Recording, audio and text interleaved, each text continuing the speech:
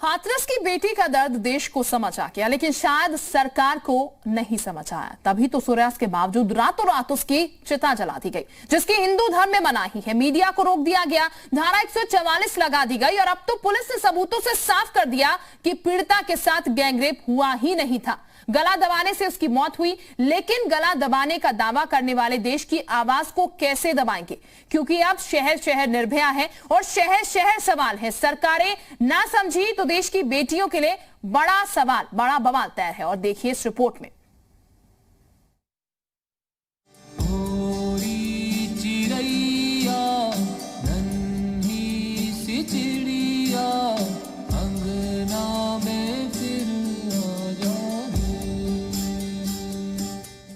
वो चिड़ैया जो आंगन से जबरदस्ती उड़ा दी गईं, अब दोबारा आंगन में लौटकर कभी नहीं आएंगी। लेकिन मां बहन बेटियों के साथ न्याय करने के लिए ना समाज तैयार है और ना ही सरकार।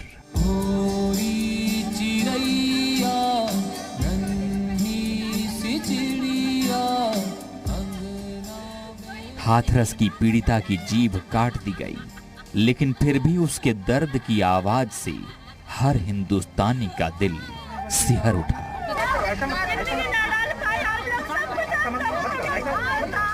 उसके शव को जला दिया गया।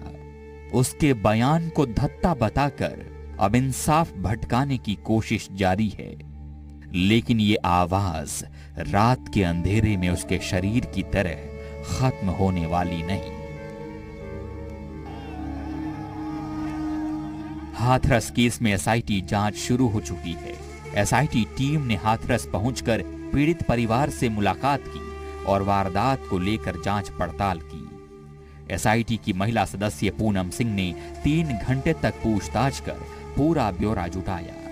वहीं पुलिस प्रशासन की ओर से जारी ताजा बयान में कहा गया है कि पोस्टमार्टम रिपोर्ट में गैंगरेप की पुष्टि नहीं, एफएसएल रिपोर्ट में भी गैंगरेप की पुष्टि नहीं। एसआईटी की टीम अपनी जांच कर रही है। जातिगत हिंसा भड़काने के लिए गैंगरेप की साजिश रची गई। विधि विज्ञान प्रयोगशाला की रिपोर्ट भी अब प्राप्त हो गई है, जिसमें यह स्पष्ट रूप से बताया गया है कि जो सैंपल एकत्रित किए गए थे उसमें किसी तरह का नहीं पाया गया है। इससे स्पष्ट होता है कि कुछ लोगों के द्वारा प्रदेश में गलत तरीके से जातीय तनाव पैदा करने के लिए इस तरह की चीजें कराई गईं। मतलब मरने से पहले पीड़िता का दिया बयान कोई मायने नहीं रखता। क्या पीड़िता की आवाज ऐसे दबाने की कोशिश की जाएगी? इस बयान का तोड़ भी पुलिस ने तैयार कर रखा है कि मौत से पहले पीड़िता ने 3 बार अपने बयान बदले, लेकिन सिस्टम को अब जवाब तो देना पड़ेगा। मुझे आज जब पता चला कि पीड़ित परिवार किसी बिंदु पे खुश नहीं है, तो इसके लिए मैं आज उनसे मिलने गया था और 1.5 घंटे तक लगभग मेरी उनसे बातचीत हुई थी और मैंने उनका यही जानने का प्रयास किया कि इनकी नाराज़गी का क्या कारण है। लेकिन इस तरीके से नकारात्मक जो खबरें चलाई जा रही है उसका मैं खंडन करता हूँ। केवल हाथरस की निर्भया नहीं, हर शहर की निर्भया आवाज उठा रही है और अपने लिए इंसाफ मांग रही है।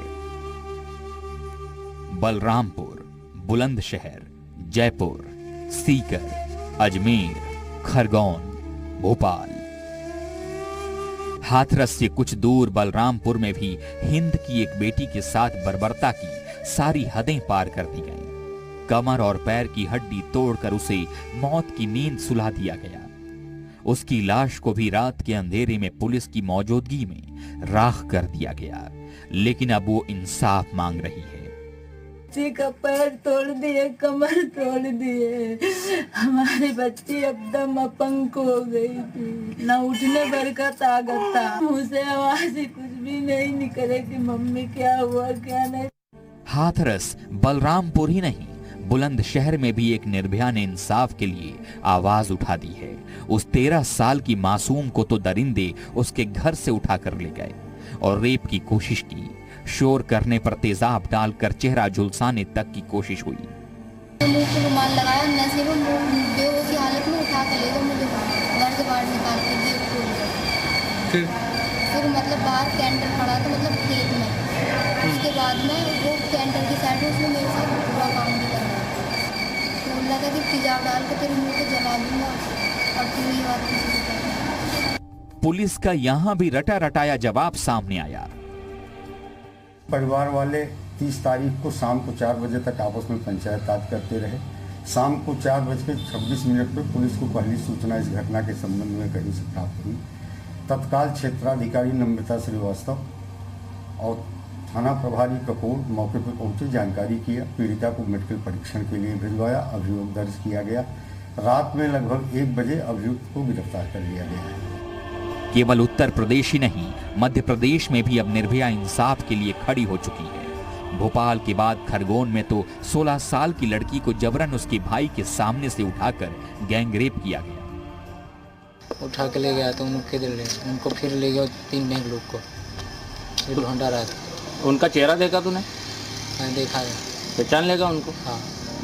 यहाँ पुलिस अब तक तो रेप की बात कह रही है, लेकिन मौके पर लेट पहुंचने वाली पुलिस इंसाफ में लेट नहीं करेगी, इसकी क्या गारंटी? लड़की पीड़िता को लेकर खेत में गए, वहाँ उसके साथ दुष्कर्म किया और उसके बाद उसको मेन रोड पे छोड़ के भाग गए, जहाँ पे गांव के अन्य लोग वहाँ पहुँचे और उसको लड़की को वापस लेके आए। भाई ने बताया कि उसके साथ घटना हुई। उसके बाद जब वो बुलाने गया और वापस लेके वो करीब जब तक पहुँचा तब तक करीब 2.5-3 बज चुके थे। आप 100 डायल को कब सूचना 100 डायल को सूचना मिली थी, वही उसी टाइम रात में मिली थी। तो जब वो मौके पे पहुंची 100 डायल। उत्तर प्रदेश, मध्य प्रदेश ही नहीं, राजस्थान के जयपुर में भी निर्भया इंसाफ मांग रही है। यहाँ 2 नाबालिग लड़कियों को अगवा कर उनके साथ 3 दिन तक 3 अलग अलग शहरों में रेप किया गया, लेकिन यहाँ भी कानून देश की बेटियों के साथ खड़ा नजर नहीं आ रहा।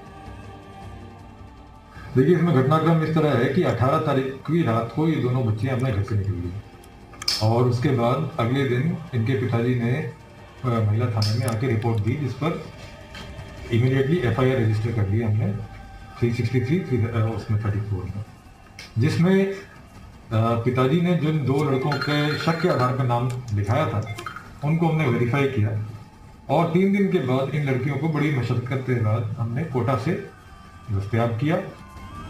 शहर शहर निर्भया और शहर शहर सवाल। अगर सरकार और सिस्टम नहीं जागा तो उनको जगाने के लिए देश में एक बार फिर 2016 की तस्वीरें नजर आ सकती हैं। ब्यूरो रिपोर्ट, जी मीडिया।